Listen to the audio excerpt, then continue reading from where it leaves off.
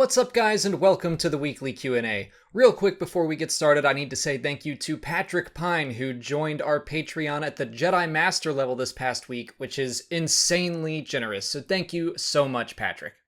Our first question this week comes from Jesus Gonzalez, who asks if the A Star Wars Story subtitle is finished. We know that Rian Johnson is getting his own trilogy, now we know Benioff and Weiss are getting a new series, so what does that mean for the standalone movies, and is there any hope for a Kenobi film?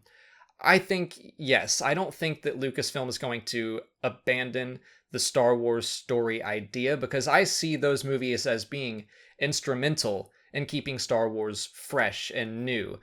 I assumed that the Rian Johnson trilogy would take the place of the Saga trilogy films, and that after episode 9 we'd get probably Kenobi, and then a Johnson movie, and then a standalone movie, and then a Johnson movie, and so on.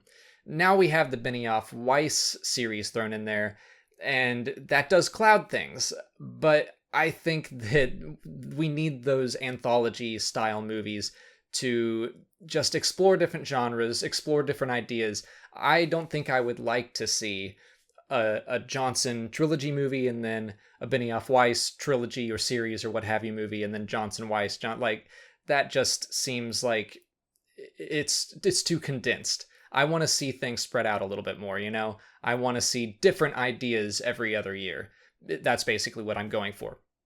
But I don't think that the Benioff Weiss series necessarily means that they can't be exploring different ideas, because it's a series, and that's a very vague term. They didn't say it was a trilogy, they said series, and that could mean anthology series where they explore similar ideas and themes, but they each tell their own individual story. It's kind of hard to tell without any information, but I guess I don't think, my short answer is I don't think that A Star Wars Story is dead, and I still, even though it hasn't been officially announced, there have been enough rumors from, I would say, authoritative sources that I think the Kenobi film is almost certainly happening.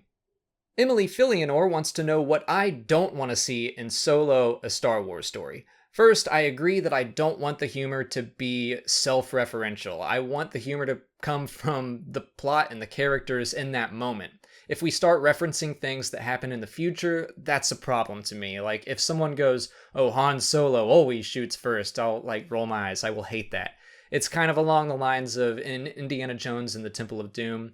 Some swordsmen come out and do something fancy, and Indy laughs and reaches for his gun, and it's not in his holster, and he freaks out. And that's a reference to Raiders of the Lost Ark, where he just shoots the swordsman. But that happens later in the timeline, so no thanks to that. I also don't want origin stories for his vest or his blaster or his blood stripes. All that stuff is iconic to us. The vest is iconic to the audience, but to Han, it's just what he pulled out of the closet that day. So we don't need an epic shot of Han putting on the vest for the first time. And finally, I do not want to see R2 or C-3PO in this movie.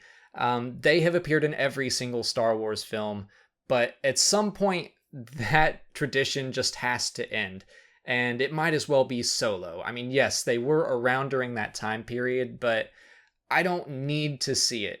If they're in the background somewhere, it's okay, fine. But when we start exploring Old Republic stuff, which I'm sure will happen eventually, R2 and 3PO don't need to be there. So I figure, why not just go ahead and rip that band-aid off and stop the tradition with Solo. Michael Sweat asks if Luke's students that joined Kylo Ren had fallen to the dark side, or if Kylo took them prisoner, or what's going on with all that. The truth is, we don't know, but the impression that I got is that it was kind of a biblical one. When Lucifer fell from heaven, he took a third of the angels with him. I guess I think that after Kylo Ren knocked that hut down around Luke and he was unconscious and he thought Luke was dead, he probably then gave all of the other students a choice: join me or die, and a handful of them joined Kylo Ren, and they all slaughtered the rest. That's just what I'm assuming, but we don't know for sure yet. Nick Laureta wants to know if I think the new animated show or the upcoming live-action series, if any of those have started casting or production yet. It wouldn't surprise me if the animated show were well underway, because I know how far in advance Star Wars Rebels was made, so that just makes sense to me.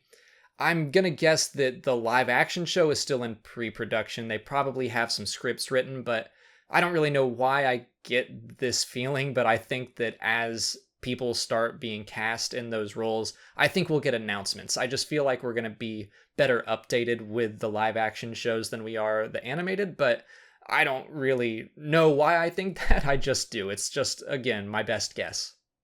Joel asks if we're ever going to explore planets that have different gas properties, or have different levels of gravity, or just treat time differently. And actually, I can think of examples of all three of those. I mean, the planet Doran, where Plo Koon is from, that has a gas called Doran gas that humans cannot breathe. There is a prison planet called Megalox Beta in the Poe Dameron comic that has insanely strong gravity, which helps keep the prisoners under check. And both Dagobah and Octo are strongly implied to kind of make time a little bit wonky, so we don't know exactly how long Luke spent on Dagobah, and I think the same could be true for Octo, although I get the impression that it was just a matter of days, maybe a week. That's it for patron questions. If you're a patron and you didn't see your question answered here, just head over to Patreon where I left you a written response. If you're not a patron, you can learn more by following the link in the description. Just $1 a month will get you access to extra Star Wars Explained goodies like audio commentaries for the films, and we just crossed the next tier for the Episode 4 commentary, so that's going to be coming very, very soon. On to YouTube questions. 21st Century Brick asks if Luke and Leia ever found out who their mother was. Yes, in the latest arc of the Poe Dameron comic, Princess Leia, or General Leia, actually specifically mentions Padme as her mother and has some of her property. So if she knows, then Luke, I bet, knows as well. Hippie Mad 1 wants to know why Yoda says always in motion the future is on Dagobah, yet in the prequels he seemed pretty on board with the prophecy of the Chosen One and seemed to just believe generally in visions of the future. I think there are a lot of things about Yoda's attitude that change between episodes 3 and 5. His experiences in the Clone Wars just changed his mind about things. For example, I don't think he thought that the path of the Chosen One would include a fall to the dark side, so now he knows that just because there is a prophecy, even if it does come true, you can't predict exactly how it's going to play out. Liam O asks if we could ever see Captain Kennedy from the First Order Dreadnought show up in the Galactic Empire, because we know he was a part of the Empire. Yeah, I bet that's going to happen sooner or later. I think that would be a perfect cameo to show him as a younger man, as part of the Empire. I would be shocked if that never ever happened. Nelkir Son von Balgroof asks how Maul and Obi-Wan knew each other's names. Well, Maul's master was part of the Republic Senate, so I think it would be pretty easy for him to learn the names of the Jedi that he were chasing throughout Episode 1. As for Obi-Wan learning Maul's name, the Jedi captured Newt Gunray and the Trade Federation leadership at the end of Episode 1, and Sidious straight up told them Darth Maul's name, so they probably got it out of them in questioning. Pancake Face Productions asks why Luke claims that Dagobah feels somewhat familiar to him. I don't really know why, so I'm just going to throw out a few possibilities. First, he says that specifically it feels like he's being watched. That's what feels familiar. So maybe he's just recognizing what it feels like to have a strong Force user spy on you, because he grew up for 19 years with Obi-Wan watching over him. Another possibility is just, Dagobah is very strong in the Force as a planet, and Luke is very strong in the Force, so maybe he was just feeling that familiar strength in the Force. Again, I don't know, just throwing out some ideas. That's all the time I have for questions today. If you want to leave a question for next week's video, just leave it in the comments below, or sign up for Patreon to join our weekly Q&A discussion. Also, if you're familiar with the Force Center podcast starring Ken Knapsack, Joseph Scrimshaw, and Jennifer Landa, they just started uploading one of their shows called Databank Brawl onto YouTube.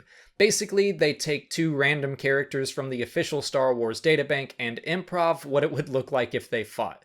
The episode Molly and I recorded is already up if you want to watch that, and I had a lot of fun creating the intro to that show, so please go check that out. There's a link to it in the description. If you haven't already, please like this video, subscribe to the channel, follow me on Twitter, Instagram, and Facebook, and consider checking out my Patreon page. As always, thanks for watching, and may the Force be with you.